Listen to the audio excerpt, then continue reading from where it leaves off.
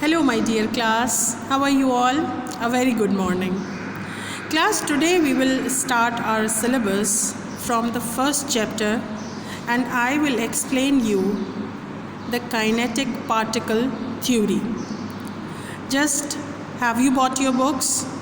If not, then buy them as soon as possible because a lot of new definitions, examples and diagrams are coming in focus.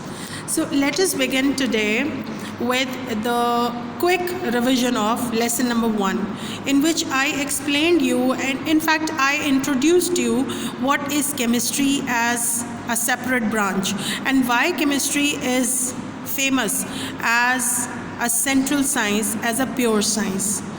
Look, so many methods are here to explore, so many measurement techniques, conclusions, logics, scientific reasons.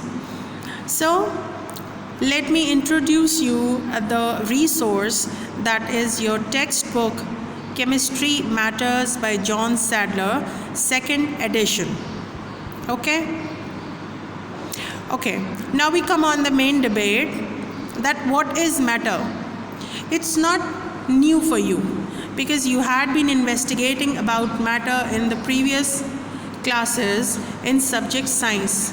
So matter is the main objective which is under study and it is defined as the stuff that has mass and that occupies space. So we see all the things around us are matter. When we see them, when we touch them, when we drink them, or in fact when we breathe, that is matter. Now we see the matter is all over around us. Sometimes we see it in the gaseous phase. Sometimes we see this is making up the liquid sphere, and sometimes it's very hard, means it's solid. So the main assumption, the main postulate for this particle theory is that all matter is made up of tiny particles. Tiny means very small so that it cannot be seen through a naked eye. We cannot see a single atom and single ion or molecule, but we had to accept this postulate or assumption that all matter means all solids, liquids and gases are in fact the particles of matter composed of atoms, and the particles have spaces between them. Okay, we'll debate on it.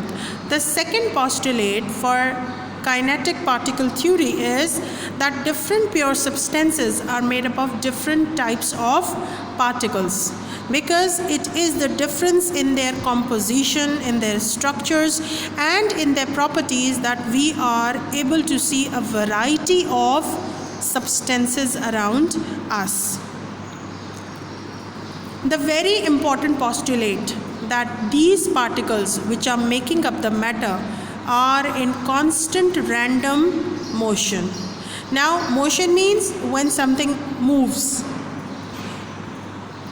When something moves randomly means it's in Brownian motion. Do you remember in class 7 we had discussed a lot about the movement of pollen grains in water, and when you observe the movement of those pollen grains in water, they were moving haphazardly. Means every particle was moving independent of the other particle. As you see, every bird is flying in its own direction. So they are not following a unite pattern of movement. So they are moving here and there wherever they are finding escape. So this motion is called as Brownian motion, and we have to assume that the particles making up the matter are always in motion, random motion. Now we sum up all the points and we cover kinetic particle theory. The kinetic particle theory states that all matter is made up of particles, and these particles are in constant random motion. Why we are studying this topic as the very first one? Because it describes the state of matter. It explains the differences in particles of solid, liquids and gases. You see, the above picture is showing you the same type of particle is making up the solid, liquid and gas. So it's not only the nature of the particle, it's only how it is arranged, what is their average kinetic energy, and how strongly they are packed, and how freely they can move. So kinetic particle theory also enables us to understand the difference of properties making up solid, liquid and gases. The very important point that it also explains the changes of state. Do you remember the pure substances can also be found in many physical states depending upon the condition provided. Like you have studied about the physical changes of water in its ice form, in steam or in liquid. The water remains the same in all three physical states, but it depends what conditions they are provided. The next thing we see, there are collectively properties of solids, liquids and gases enlisted. So in case of solid, we see the volume is fixed, the density is high and they cannot be compressed. So if I take you to the previous slide and I tell you to encircle the solid physical state according to these points, yes, this is the correct one, because the particles are very tightly packed together, having least space among them.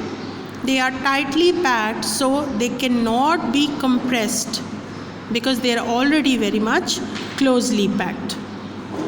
And when we see the liquid state, the volume is fixed. So if you have 250 ml bottle of Pepsi Cola and you pour it into the glass, the volume will be remains the same. The liquid will be 250 centimeter cube or ml. So the liquids have fixed volume and they have moderate density because their particles are a bit free to move here and there. That's why they flow, and they cannot be compressed because they are at distance but not very far, so that as a bulk they cannot be compressed further.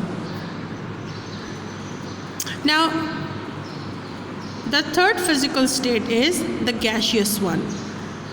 The volume is same as the volume of the container. So if you have a balloon in your hand and you let out the air will be dispersed or diffused in the whole space provided. But if you will knot it tightly, the gas particles will remain inside the balloon. So they will be occupying only the space which is provided to them. So the gaseous particles occupy the volume provided. The next is about the density. As the particles are very far from one another and the spaces are very large among them, so the gases are marked with very low density as compared to liquids, as compared to solids. Now we see the compressibility. As the particles are very far from one another, when we apply pressure, they come closer.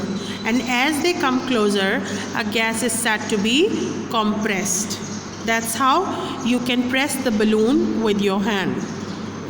Okay class, this was enough for today's, because I have just highlighted the main points which are under discussion during the physical changes of matter, and during the graph study, during the diagrams, and during the prediction of properties. So you just go through the lesson, you watch it carefully, and then you read the textbook for the same topic from chapter number 1. Then I will come again with another video lesson. Thank you very much and take care yourself.